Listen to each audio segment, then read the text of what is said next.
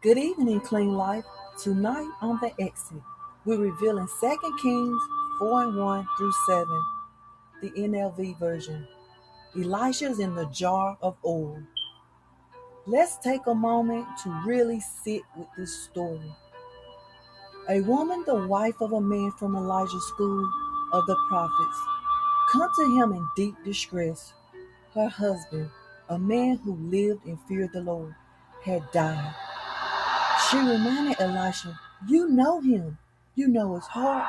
He feared and reverenced the Lord. Yet, even with his faithfulness, he left her with debt. And the collector was coming for her sons.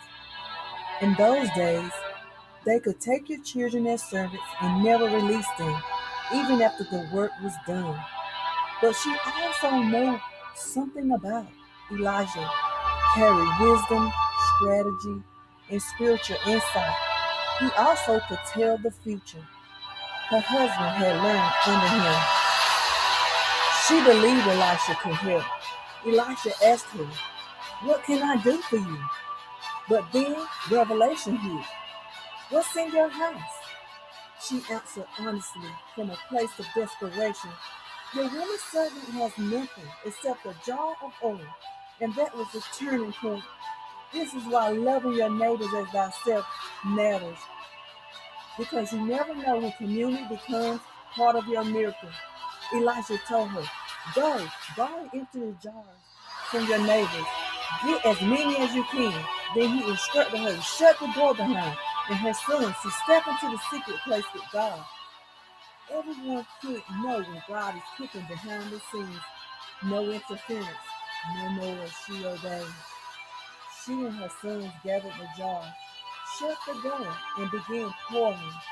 The oil kept flowing, jar after jar, until every vessel was full. When she asked for another, her son said, "There are no more." And she returned to the man of God, and he told her, "Go sell the oil, pay your debt, and live on the rest." Now for the takeaway. God honored the faithfulness of her husband and extended the covering to his family. Even after death, the jars represent us, the vessels. The oil represents our gifts, anointing, and calling God has placed inside our house. Our responsibility is obedience, to pour out what God has given us into this people he assigned us to. And when we feel empty, when the oil stops flowing, we return to the secret place for the refilling. That's how provision, purpose, and rest continue in our lives, in our family lives. That's my cue, Clean Life. Time for the exit. Peace.